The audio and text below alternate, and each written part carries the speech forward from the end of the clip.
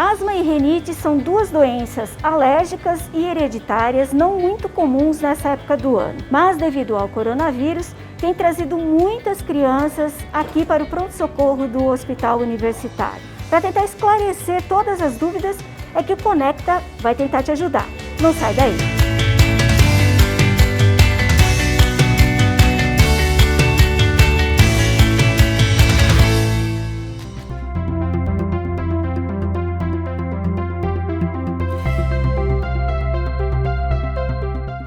Diferenças básicas entre a asma e a rinite, tá? Para começar, são duas doenças que têm a mesma raiz, ambas são alérgicas, tá?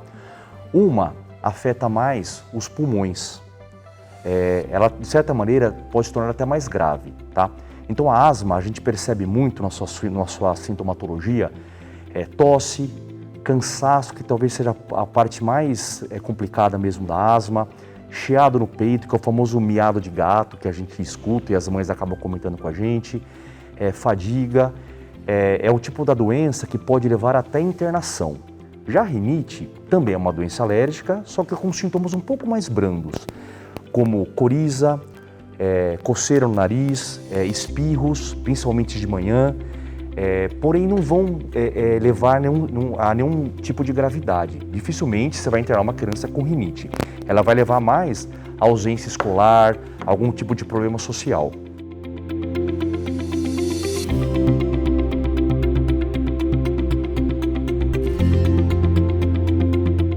O tratamento a gente vai dividir em duas vertentes, tá? São duas situações. A primeira é o tratamento preventivo, tá? Que é o ideal, é o alicerce, na verdade, da maioria dos tratamentos médicos. Em ambas, nós vamos lançar mão de antialérgicos, tá? Como os antihistamínicos, os antileucotrienos, para tomar por um longo período de tempo, associado a corticoide inalatório, no caso da asma, tá? Ou corticoide nasal, no caso da rinite, tá? Além disso, nós temos que trabalhar o microambiente na casa, na residência da criança, do adolescente, do adulto.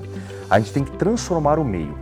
Por exemplo, tem que pegar o quarto da criança, tirar a cortina, tirar bichinho de pelúcia, usar pano úmido para limpar a casa, não usar produtos químicos por conta do perfume, manter sempre a casa arejada, evitar contato com tabagistas, tá? Mesmo que o cidadão faça uso do seu cigarro fora de casa, o próprio hálito que ele chega perto da criança pode desencadear uma crise.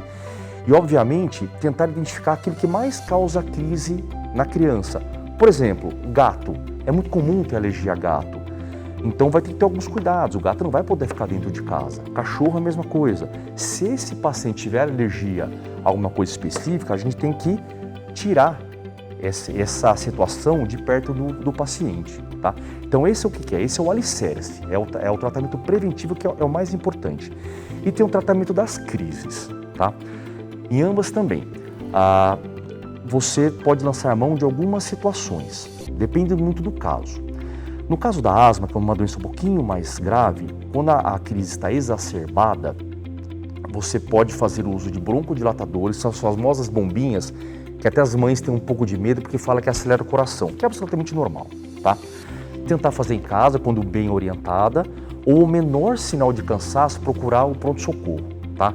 No pronto-socorro, a gente vai fazer o que a gente chama de resgate, que é o uso desse broncodilatador, e em alguns casos corticoide endovenoso ou via oral. No caso da rinite é muito parecido, você acaba usando o corticoide via oral, corticoide endovenoso, só que tratamento tópico.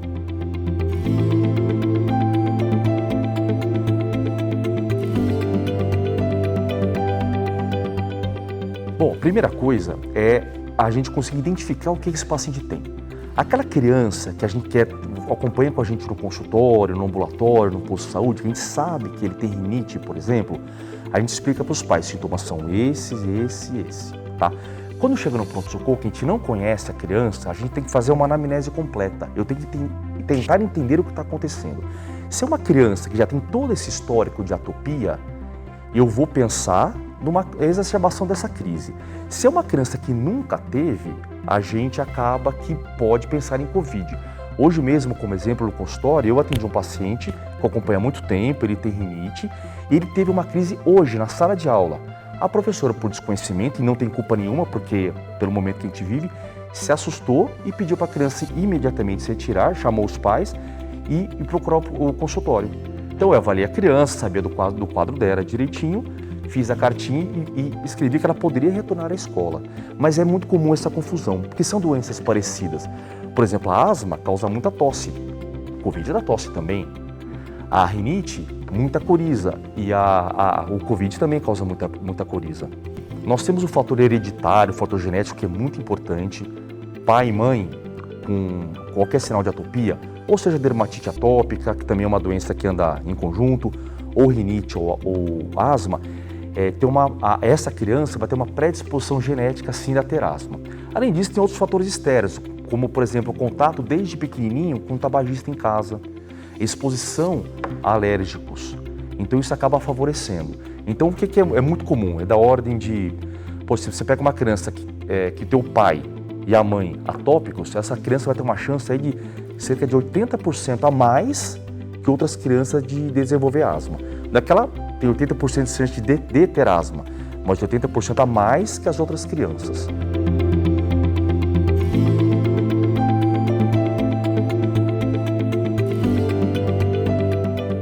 Vê um número muito grande, um aumento grande na procura do pronto-socorro, principalmente no inverno, por conta das baixas temperaturas, e na primavera, principalmente por conta da polinização. Então é uma época que tem exacerbações de ambas as crises.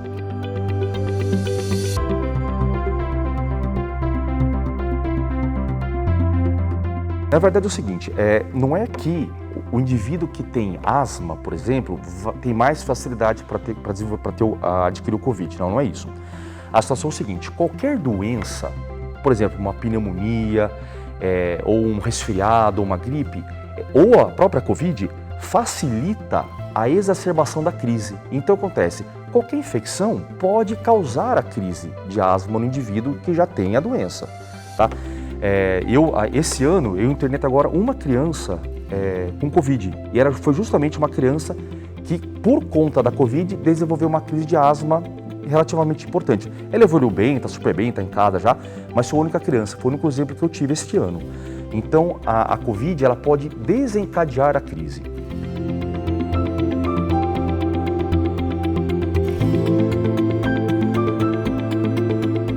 A gente vê que nas duas últimas semanas diminuiu bastante a procura. Nessa epidemia que nós tivemos aí de síndrome gripal, aumentou muito o número de crianças com esse caso, tá? E o que a gente orienta aos pais? A grande maioria das famílias já estão orientadas pelo seu pediatra de confiança em como atuar, em como agir. Naquelas que têm dúvida ou naquelas crianças que vê que está ficando ruinzinha, a gente orienta a procurar o pronto-socorro. Tá? Porque a criança começa a fadigar, ela só vai melhorar com o tratamento. Então não adianta esperar até a última hora. Tá? Agora, a gente orienta aquela criança que está bem, que não tem nenhum sinal de risco, a ficar em casa e procurar o ambulatório. Por quê? Porque a criança vem para cá com um resfriadinho, tem uma crise muito leve, acaba sentando ao lado de uma criança que está, por exemplo, com uma diarreia e acaba adquirindo essa doença. Então a gente pede, nesses casos, para ficar em casa. Procurar realmente quando a criança começar a ficar ruinzinha, ou se não tiver o tratamento adequado em casa, ou a adesão não for adequada. Então, nesses casos, a gente pede para procurar o pronto-socorro. Eu tinha 3 anos. No começo era ruim, mas depois a gente começou a acompanhar. Faço bombinha e tomo antialérgico para evitar a asma, mas quando eu tenho crise, eu uso um outro tipo de bombinha. Hoje em dia eu convivo bem, porque eu tenho raras crises, aí eu faço tratamento e fica tudo bem. Antes atrapalhava mais, porque antes era um pouquinho pior, mas aí eu faço tratamento, uso bombinha e pra ficar tranquila que tem tratamento e passa, vai ficar tudo bem.